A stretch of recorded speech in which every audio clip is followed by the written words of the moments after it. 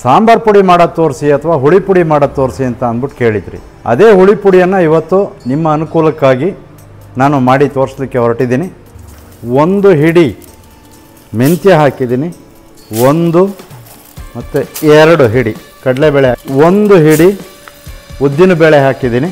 ಚಕ್ಕೆ ಘಮ ಇಷ್ಟ ಆಗುತ್ತೆ. ಒಂದು ಭದ್ರಾಗಿ 1 ಮುಷ್ಟಿ ಧನಿಯಾ ಎಷ್ಟು ಹಾಕ್ಕೋಬೇಕು? 1 ಅರ್ಧ. ಇದೇ ಪುಡಿನ ಉಪಯೋಗಿಸ್ಕೊಂಡು ಸಾಂಬಾರು ಮಾಡಿ ಭಾಳ ಚೆನ್ನಾಗಿ ಬರುತ್ತೆ. ಸ್ನೇಹಿತರೆ ನಮಸ್ಕಾರ, ನಾನು ಶ್ರೀಧರ್ ಮೂರ್ತಿ, ಶ್ರೀ ಕೇಟರರ್ಸ್ ಮೈಸೂರು. ನೀವೆಲ್ಲ ಕೇಳ್ತಿದ್ದ ಹಾಗೆ ಇವತ್ತಿನ ದಿವಸ ನಾನು ನಿಮಗೆ ಸಾಂಬಾರು ಪುಡಿ ಮಾಡೋದು ತೋರಿಸಿ ಅಥವಾ ಹುಳಿ ಪುಡಿ ಮಾಡೋದು ತೋರಿಸಿ ಅಂತ ಅಂದ್ಬಿಟ್ಟು ಕೇಳಿದ್ರಿ. ಅದೇ ಹುಳಿ ಪುಡಿಯನ್ನು ಇವತ್ತು ನಿಮ್ಮ ಅನುಕೂಲಕ್ಕಾಗಿ ನಾನು ಮಾಡಿ ತೋರಿಸ್ಲಿಕ್ಕೆ ಹೊರಟಿದ್ದೀನಿ. ನಾನು ಏನು ಇಲ್ಲಿ ಇಂಗ್ರೀಡಿಯೆಂಟ್ಸ್ ಅಥವಾ ಮೆಟೀರಿಯಲ್ಗಳು ಹಾಕಿರ್ತೀನಿ ಅದಷ್ಟನ್ನು ಹಾಕಿ, ನೀವು ಅದು ಬೇಡವಾ ಇದು ಬೇಡವಾ ಅದು ನಿಮ್ಮಿಷ್ಟಕ್ಕೆ ಬಿಟ್ಟಿದ್ದು. ನೀವು ಯಾವುದಕ್ಕೆ ಬೇಕಾದರೂ ಸೇರಿಸ್ಕೋಬೋದು. ಲೋಕೋ ಭಿನ್ನ ರುಚಿ, ಅವರವರ ರುಚಿಯು ಪ್ರತಿಯೊಬ್ಬರ ರುಚಿಯೂ ವಿಭಿನ್ನವಾಗಿರುತ್ತೆ. ಈಗ ನಮ್ಮ ಪ್ರಕಾರ, ನಾವು ಮಾಡುವಂತಹ ಪ್ರಕಾರ, ನಮ್ಮ ಕೇಟ್ರಿಂಗಲ್ಲಿ ಮಾಡುವಂತಹ ಪ್ರಕಾರ ನಾನು ನಿಮಗೆ ತೋರಿಸಿರ್ತೀನಿ ಅಂತ ಹೇಳ್ತಾ ಹುಳಿ ಪುಡಿ ಹುರಿಯೋದಕ್ಕೆ ಅಥವಾ ಸಾಂಬಾರು ಪುಡಿ ಹುರಿಯೋದಕ್ಕೆ ಶುರು ಮಾಡೋಣ ಬನ್ನಿ ಸ್ನೇಹಿತರೆ. ಮೊದಲನೇದಾಗಿ 75 ml ಎಣ್ಣೆಯನ್ನು ಹಾಕ್ಕೊತಾ ಇದ್ದೀನಿ. ನೈಸರ್ಗಿಕ, ರುಚಿಕರ ಹಾಗೂ ಶುದ್ಧ ಆರೋಗ್ಯಕರ ಎಣ್ಣೆಗಾಗಿ ಬಳಸಿ ಸತ್ವ ಕೋಲ್ಡ್ ಪ್ರೆಸ್ ಆಯಿಲ್ಸ್. ಈಗಲೇ ಆರ್ಡರ್ ಮಾಡಿ. 75 ml ಎಣ್ಣೆ ಹಾಕ್ಕೊಂಡಿದ್ದೀನಿ. ಎಣ್ಣೆ ಒಂಚೂರು ಕಾಯಲಿ. ಆದಷ್ಟು ಉರಿಯನ್ನು ಕಡಿಮೆನೇ ಇಟ್ಕೊಳ್ಳಿ. ಏಕೆಂದರೆ ನಿಮ್ಮ ಮನೆಯಲ್ಲಿ ಬಾಣಲೆ ಮಂದವಾಗಿರುತ್ತೋ ತೆಳು ಇರುತ್ತೋ ನಮಗೆ ಗೊತ್ತಿಲ್ಲದೆ ಇರೋ ವಿಷಯ. ಆದರೆ ಸೇಫರ್ ಸೈಡು ನೀವು ಉರಿಯನ್ನು ಕಮ್ಮಿ ಇಟ್ಕೊಂಬಿಟ್ರೆ ತೆಳು ಬಾಣಲೆ ಇರಲಿ ಮಂದ ಇರಲಿ ಎರಡಕ್ಕೂ ಅಡ್ಜಸ್ಟ್ ಆಗುತ್ತೆ. ನೋಡಿ ಎಣ್ಣೆ ಸ್ವಲ್ಪ ಕಾದಿದೆ. ಯಾತಿಗೆ ಕಾಯಬೇಕು ಅಂತ ಅಂದರೆ ಅದರಲ್ಲಿ ಹಸಿ ವಾಸನೆ ಇರುತ್ತಲ್ಲ ಅದು ಹೋಗಬೇಕು. ಅದು ಹೋದಾಗ ನಾವು ಹುರಿಯುವಂತಹ ಸಾಂಬಾರು ಪುಡಿ ಅಥವಾ ಹುಳಿ ಪುಡಿ ಪರ್ಫೆಕ್ಟ್ ಘಮ ಅದರಲ್ಲಿ ಸಿಗುತ್ತೆ. ನಾನು ನೋಡಿ ಒಂದಿಷ್ಟು ಇಂಗು, ಇದು SSP ಇಂಗು ಹಾಕ್ಕೊಂಡಿದ್ದೀನಿ.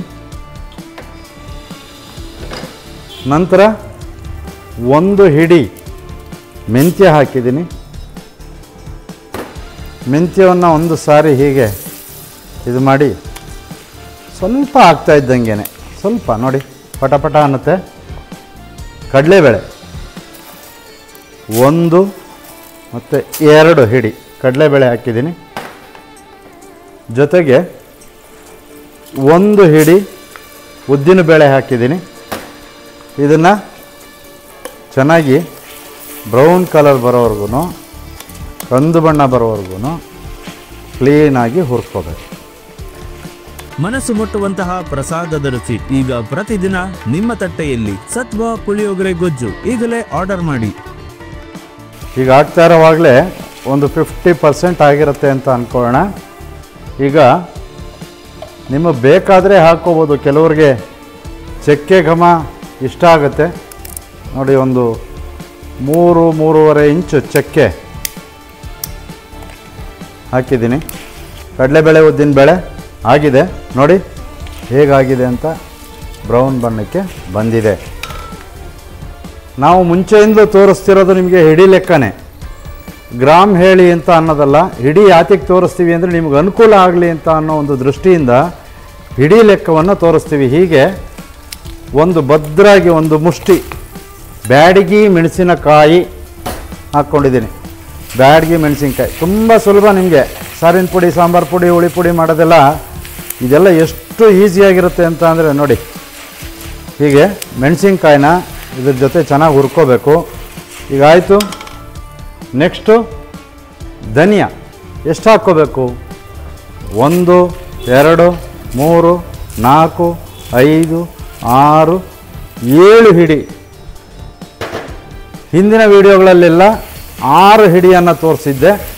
ಈ ಸಾಂಬಾರು ಪುಡಿಗೆ 1 ಹಿಡಿ ಧನಿಯಾನ ಎಕ್ಸ್ಟ್ರಾ ಹಾಕಿದ್ದೀನಿ. ಯಾಕೆ ಅಂದರೆ ಸಾಂಬಾರಲ್ಲಿ ಧನಿಯಾ ವಾಸನೆ ಚೆನ್ನಾಗಿದ್ದಷ್ಟು ತುಂಬ ಘಮ ಚೆನ್ನಾಗಿ ಬರುತ್ತೆ. ನೋಡಿ ಒಳ್ಳೆ ಫ್ರೆಶ್ ಕರಿಬೇವಿನ ಸೊಪ್ಪು ಹಾಕಿದ್ದೀನಿ. ಅದು ಕೂಡ ಹುರ್ಕೋಬೇಕು. ಇದ್ರ ಜೊತೆನೇ ಈ ಥರ ಹುರಿತಾ ಇರೋವಾಗಲೇ ಅರಿಶಿನ ಪುಡಿ, ಅರಿಶಿನದ ಪುಡಿ ಎಷ್ಟು ದೇಹಕ್ಕೆ ಒಳ್ಳೆಯದು ಅಂತ ನೀವು ಈಗಾಗಲೇ ತಿಳ್ಕೊಂಡಿದ್ದೀರಿ. ಅರಿಶಿನದ ಪುಡಿ 1 ಸ್ಪೂನ್ ಅರಿಶಿನದ ಪುಡಿ ಹಾಕಿದ್ದೀನಿ. ಈಗ ಕಡೆಯ ಹಂತದಲ್ಲಿ ಜೀರಿಗೆ 1/2. ಪ್ರತಿಯೊಂದು ತುತ್ತಿನಲ್ಲೂ ನಿಜವಾದ ರುಚಿಯ ಮಜಾ ಸತ್ವ ಮಸಾಲ ಪುಡಿಗಳಿಂದ. ಈಗಲೇ ಆರ್ಡರ್ ಮಾಡಿ. 1.5 ಹಿಡಿಯಷ್ಟು ಜೀರಿಗೆ ಹಾಕಿದೆ ನೋಡಿ. ಆಲ್ಮೋಸ್ಟ್ ನೀವು ಕೇಳ್ತಿದ್ದಂತಹ ಸಾಂಬಾರ್ ಪುಡಿ ಹುರಿದಾಯ್ತು. ಈಗ ಒಲೆ ಆಫ್ ಮಾಡಿ ಇದನ್ನು ಒಂದು ಸ್ವಲ್ಪ ತಣ್ಣಗಾಗಲಿಕ್ಕೆ ಬಿಟ್ಟು ಪೌಡ್ರ್ ಮಾಡಿಬಿಡೋಣ.